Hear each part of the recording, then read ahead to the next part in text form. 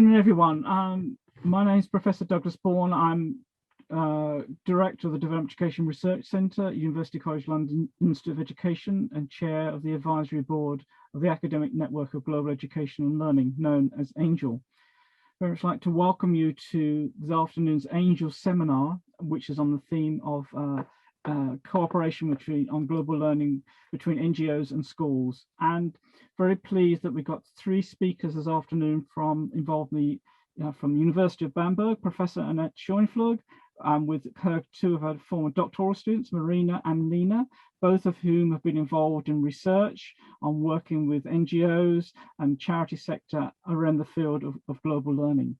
So I'd like to first start by introducing Professor Annette Scheunpflug from the University of Bamberg, who's going to start off this afternoon's seminar. Annette. Thank you very much for the possibility to discuss our research here, and thank you very much for this very kind introduction. We will speak today about the cooperation between NGOs and schools and conditions for success. And our presentation will have 5 parts. We will first give you an overview about the discussion about cooperation between NGOs and schools. We will then show our research question and the methods we used. Then we will present the findings, and from the findings, we will discuss conditions for success and implications for further research. So, if you look on the cooperation between NGOs and school and global education, we can observe that in nearly every country, this is a growing field of cooperation. More and more NGOs are coming into schools, and schools are very happy to have them there to reflect issues of global education together. Because schools see NGOs as organizations that provide an authentic information by their own experience, and they support teachers in this area, which, following Canadian researchers, is difficult to teach. So teachers expect to have some support from that. And on the other side, NGOs see schools as a very good opportunity for raising awareness for advocacy and charity, because students are the future of every society, and they are just there in a school. If we reflect this field, we have to see that, of course, there are very similarities between NGOs and schools, points where they meet and points where they have common objectives, because it's shared by the two institutions that they reflect on society and that they want to contribute to values such as global social justice, awareness of development, social learning, even in a global context. So both have the same perspective on it, or in a way, similar perspectives on societies and underlying motivations. However, what must be taken into account is as well that there are differences between NGOs and schools. They both have a very different self-understanding, as schools are obligatory for everybody and NGOs are much more advocacy for politics. They have very different functions with regard to learning. So we would address schools in the sense of Bildung. So that means the co-construction of reality of students, and NGOs much more an awareness raising for one position or 2 or 3 positions. And schools being obligatory, but NGOs being part of voluntary work in civil society. So I think already these differences and similarities are very important preconditions to reflect when it comes to cooperation between NGOs and schools. If we look to what has been already researched, then we have a lot of finding which shows the enrichment of global learning in schools through authentic information, through authenticity and the expertise of NGOs. This is or have been already shown by the work of Bludau. We see as well that this cooperation is challenged, for example, by unequal power relationship, and then in details, different values, and a lot of researchers have shown that. We see that there are signs that the organizational differences of NGOs shape the cooperation, so that they shape the way how the cooperation is done, whether there are much more organizations are, how they are organized, whether they are fundraising organizations or not, and so on. And we have already some signs about that NGOs, which are charity focused or mainly charity focused, may contribute to a consolidation of stereotypes. And we see as well that those NGOs who give the possibility to act in special learning settings, which allows participation, for example, by fair trade and other things, may have an impact in the learning as well. So what we see is that the research landscape on the cooperation between NGOs and schools is already developing and has a huge variety of perspectives.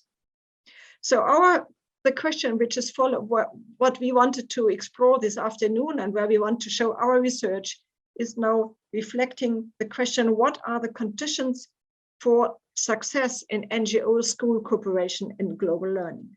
And we define success in the way that we say we want to see success in our way, in our understanding is if global learning, as it is, for example, described in the Maastricht Declaration, is taking place.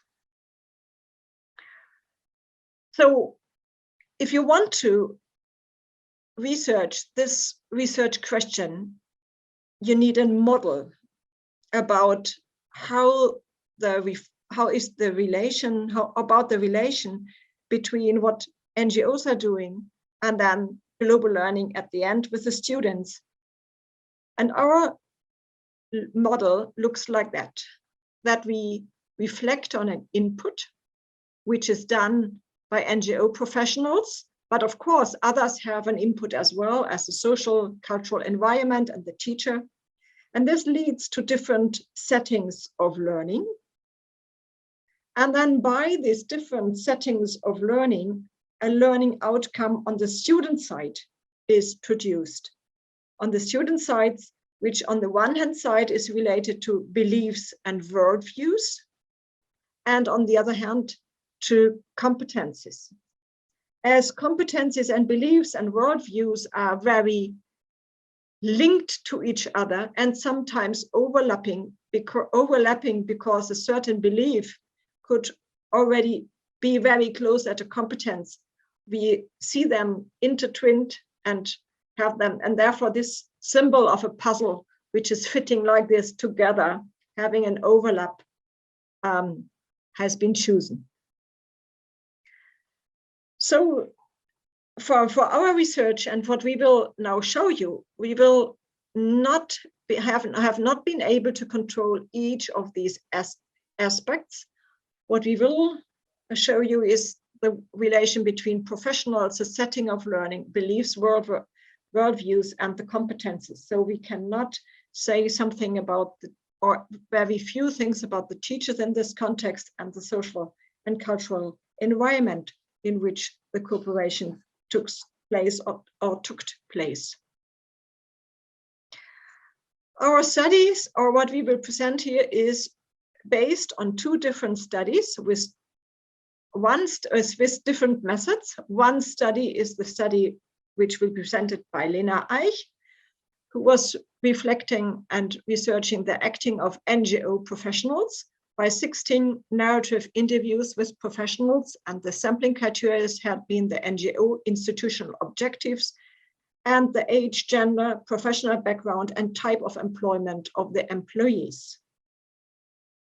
And the study of Marina is looking to the other side, to the learning outgroup, to the learning outcome, which is on the level of students. So students from schools, secondary schools in the age between of 13 and 18. And she has 32 group discussions with about 119 students.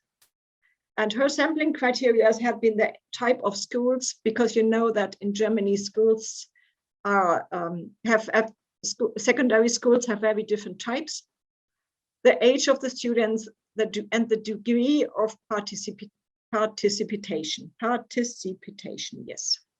So we have one empirical study on the professionals, another one on the students' outcome, and by this in between the different learning settings.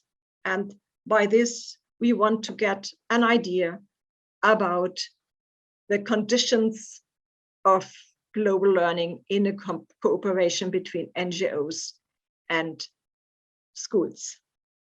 We do this with a qualitative reconstructive paradigm by using qualitative research, which is a qualitative data assessment, which leads to two different sorts of knowledge, to what people say, what they are doing. So that's the what and the theoretical knowledge.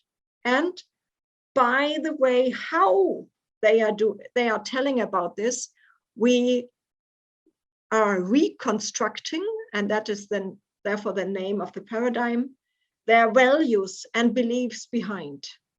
And by this, we are able to approach the deep understanding of global issues, because you can very easily say, yes, I'm doing something, I'm collecting, for example, I'm buying in fair trade. However, by the way you are saying it, it might be obvious that you are not always doing it. So that is that we wanted to get by our method the two layers of at least what people are saying and what is their orientation behind. And this is done that we analyze each case and we compare the case, and we have a comparative procedure within and across cases. And then we generalized the data by abduction to a typology of ideal types, and every interpretation was done with a communicative validation of an interpretation group.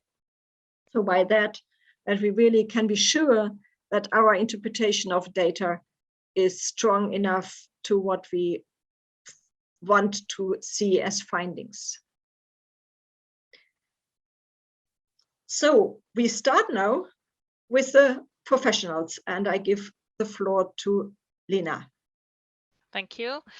Yeah, here you can see again the theoretical model Annette already introduced.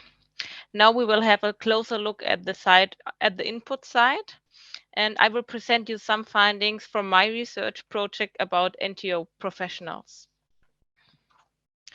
The research question of my project is: which orientations towards schools and global learning do NGO professionals have? So I found out their implicit knowledge behind their acting. So the focus was on NGO employees working with schools, and my research covered a lot of different learning settings and different ways of cooperation. I think all of you know, different kinds, like schools doing charity events and NGOs supporting that, or NGO employees come into schools and do a presentation about a specific global topic. And the analysis of data led to a typology of orientation of NGO employees. There's a basis of the typology.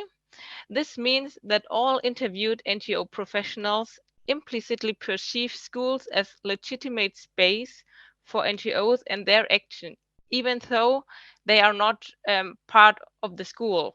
They come in from outside, and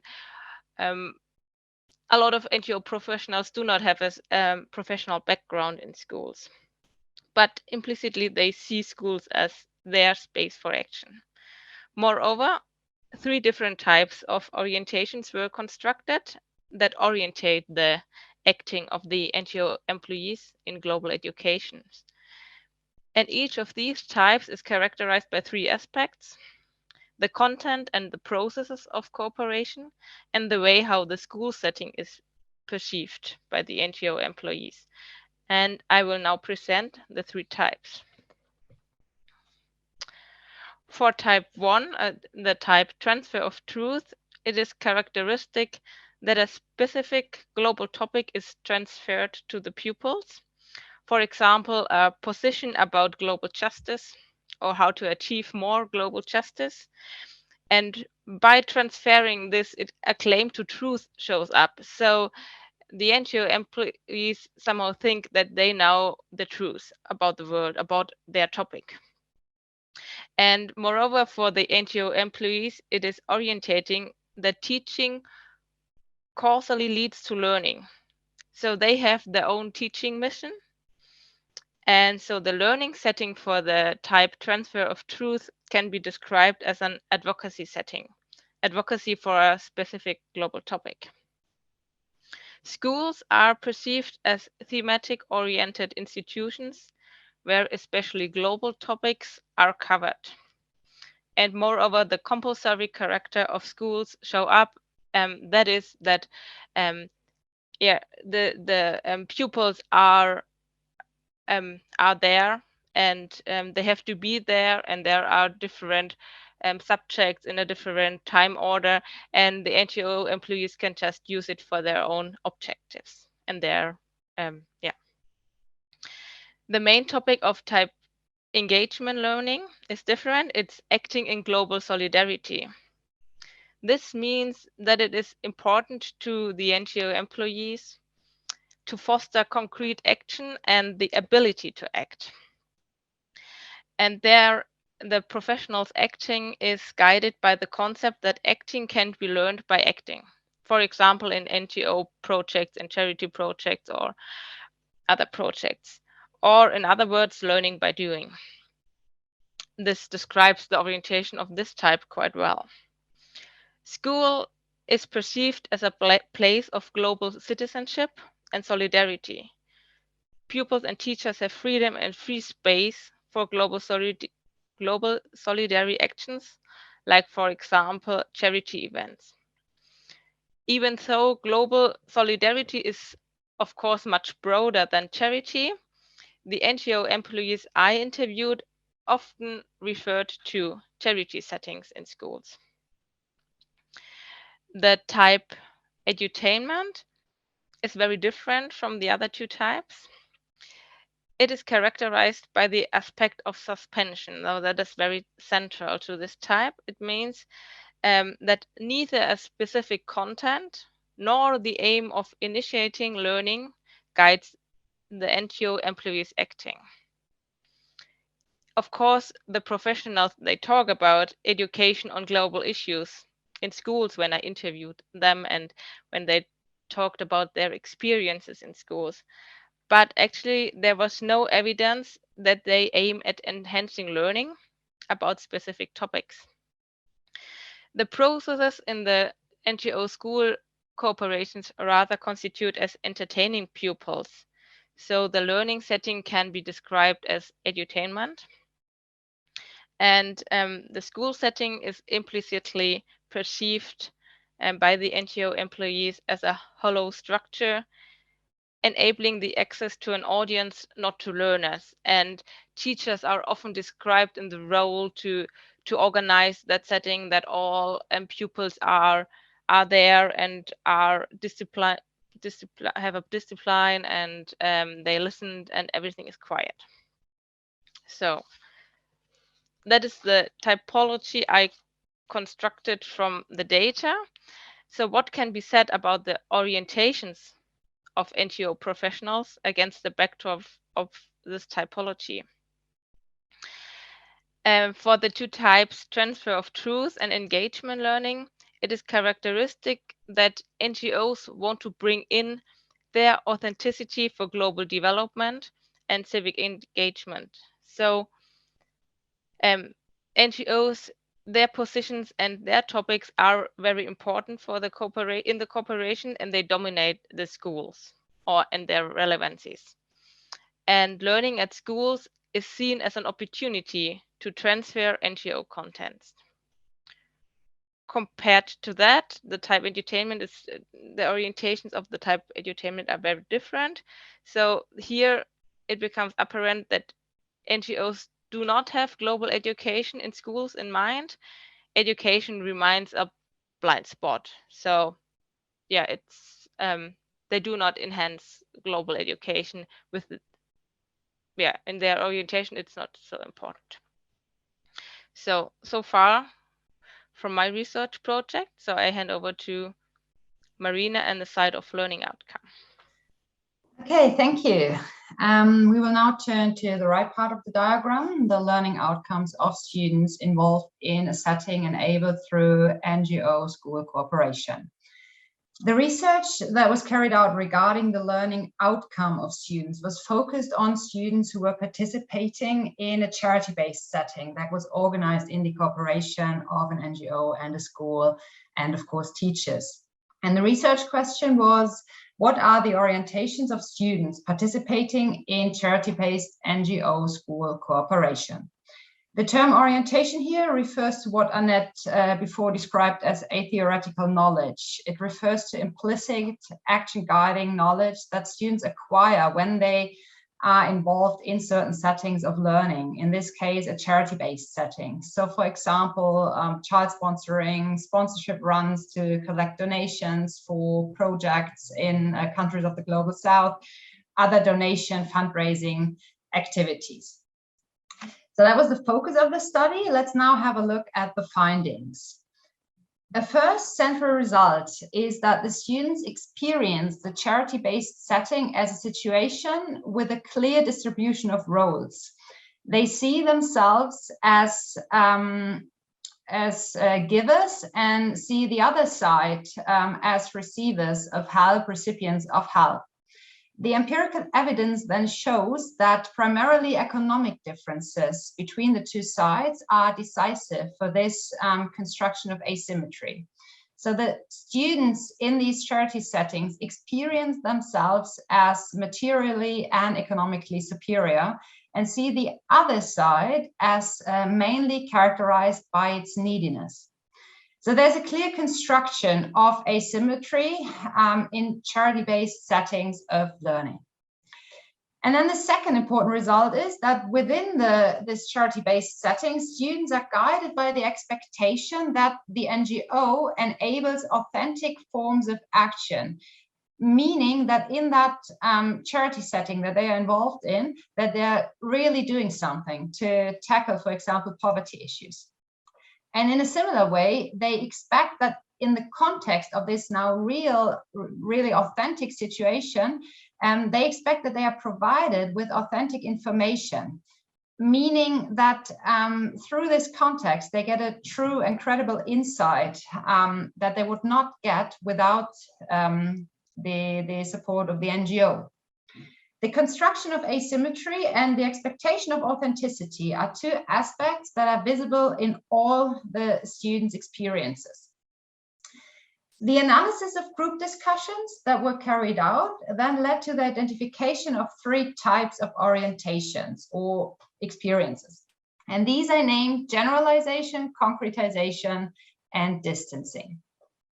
And just like with the types of orientations of NGO professionals that Lena presented before, it is important to say that these are ideal types. That means that one student or a group of students cannot be clearly allocated to one type, but different aspects of these types are visible in all groups. I'm now going to briefly present a summary for each type. The first type of orientation is called concretization. The focus here is on the specific charity context the students are involved in. They are focused on, for example, the individual sponsored child living, for example, in Malawi, or a certain project they are giving money to, for example, to protect children's rights in a community in Indonesia. So whatever the context of that very project is, they are focused on this particular project. And this type is characterized by the idea of individual help. So for example, individual help in the context of this project. So the charity setting is understood as an opportunity to individually and personally make a difference in another person's or other people's lives by means of donating money. And as a consequence, students' experiences in the context of this setting are not put in a broader context. There's, for example, no reflection with regard to global inequalities or structural problems in the world that are causing these inequalities. In contrast to this, there's a second type, a second typical orientation, and that second orientation is characterized by the generalization of experiences from the specific charity context. So this context that they find themselves in, that context is seen as an authentic reflection of global relations, sort of an expression of asymmetric welfare structure that are valid globally. So we have a hierarchy between the global north and the global south. The global north and the global south are constructed as contrasts, with the north being superior to the south. So this type is characterized by processes of generalization. In the student's perspective, there is a general need for help and assistance of the South, and this need can only be alleviated by support from the North. And this dichotomy between North and South represents a very simplified understanding of the world and the issues that we are dealing with in the world. The third typical orientation is called distancing. In this type, the charity context offered by the NGO is not considered authentic. So students are skeptical about whether the setting is an authentic form of action, whether they are really doing something. And they are skeptical also about the information that they get. They are skeptical about whether the information they receive through the NGO is credible, and about whether this information gives them that special insight that they are hoping for. And for this reason, because the whole situation is not considered authentic, the students refrain from all further reflection. There's no reflection beyond the authentic experience, and thus learning is suspended. So this is the typology that was reconstructed in my research project. These are rather detailed findings. Let's now have a look at a summary of these findings. What do these rather detailed findings show on a more general level? What we see, first of all, is that basic aspects of the context are reflected in students' learning. Annette earlier described that schools see NGOs as organizations that provide authentic information. And this assumption is also visible in the students' orientations. And also the unequal charity context is obvious in students' orientations when they construct this asymmetry. Secondly, we see that stereotypical and simplified understandings of inequalities in the world are reinforced. You remember the hierarchy between North and South, global North and South, that I mentioned before. The charity settings do not support students in developing a more differentiated perspective on global issues, which account for the complexity of those global challenges. And in that way, charity settings do not encourage learning with regard to the complexity of global issues. Thirdly, what we see is that learning stays within the realm of individual charity activities. What students experience and learn in the specific context is sort of detached from the global context. Learning stays within the context of individual, of personal help, and is not connected, is not put in a broader context, but stays within that narrow context in a way. And finally, this research shows that the charity contexts do not encourage abstract global learning beyond the authentic experience. Students do not develop more abstract ways of thinking and dealing with global issues. So there's, for example, no reflection on structural issues, on causes of global problems. They do not get to know children's rights or human rights as sort of basic agreements, basic ideas of how life on Earth should be organized and lived. Okay, these are the empirical findings we wanted to share with you. Here you can see an overview of the findings with regard to NGO-school cooperation in global learning. And Annette will now draw a conclusion from these findings and outline a couple of conditions for success in the cooperation of NGOs and schools. Thank you. So what you have seen now is that, in a way, what professionals think, how they reflect on their own work as NGO professional in schools, is how they are doing this is leading to different settings of learning, as Lena was outlining. And these different settings of learning, we did not have for all settings of learning the learning outcome, but for those which are reflected by a charity, which are coming from a charity-based setting, what is a very often pattern in the work of NGOs in schools, shows that students then have a learning outcome, which is with this underlying understanding of asymmetry and authenticity, which is not reflected, not that what we would hope to achieve if we would reflect the understanding of global learning as it's done by the Maastricht Declaration. So by getting the awareness of a global world, by getting the awareness for global social justice. If we then reflect these findings in a positive way, so we turn it into positive and we ask, what are then the conditions for success in the cooperation between NGOs and schools?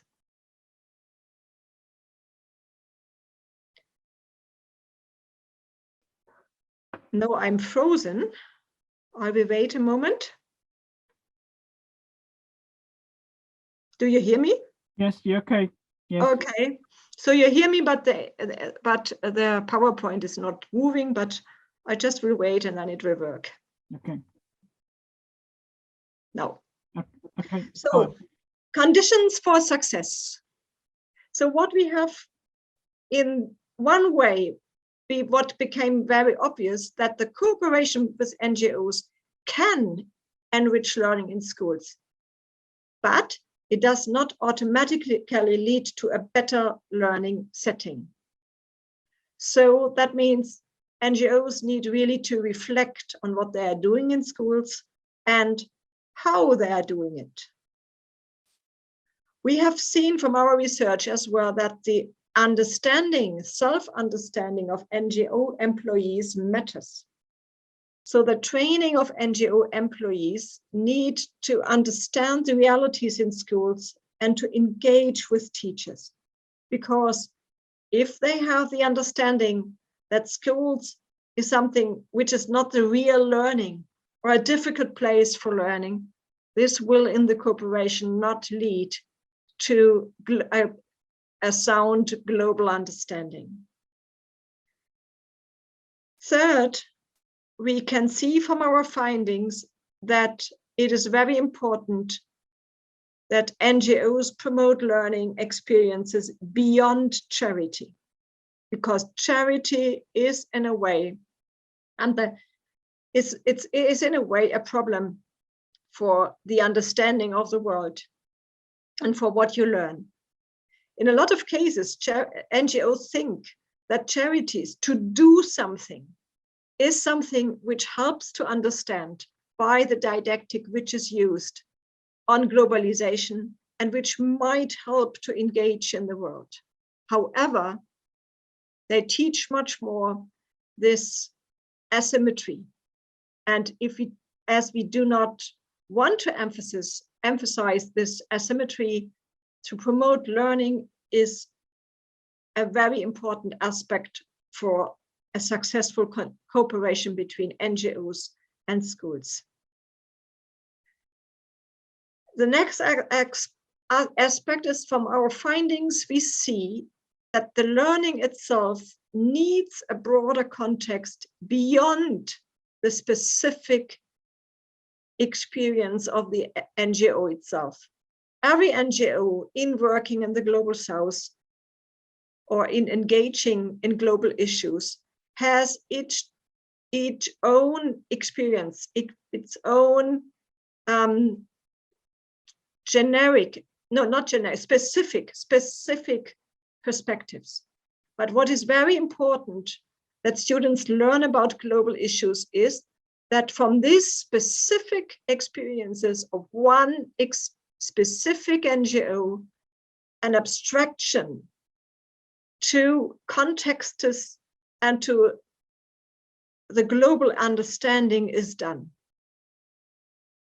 And of course, this is as well important in regard to service learning and participation of students.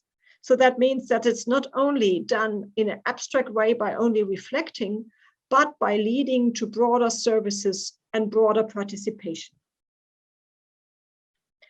And this is implicitly leading to the fact that in encouraging reflection on cultural and economic differences is a must, and not something which is just hidden during the whole process of engagements of NGOs, but to reflect, where does it come from, what does it mean, how can we see this, how can we perceive this, is of specific importance. So it is very important that that this work is not leading to charity only, but to participation in a global world. And participation in a global world is much more and much different things than charity.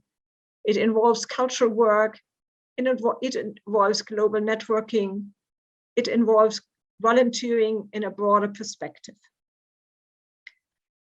And lastly, a very important issue for the conditions for success is that NGOs are bringing controversy of perspectives in the work with schools, which is beyond their own standpoint of a specific NGO, so that they can communicate in a way on saying, our NGO is focusing on this point, even if we know that others are discussing this, and this. So bringing the controversy of perspectives in, by on the same time, the authenticity of one NGO seems to be very important for what we would call global learning.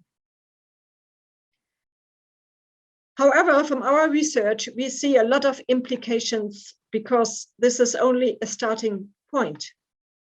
So what we did was now that we put a cross-sectional research into a longitudinal perspective. However, of course, more longitudinal or even longitudinal research where we come from one NGO working to the learning outcome and taking all these steps in one research is a need.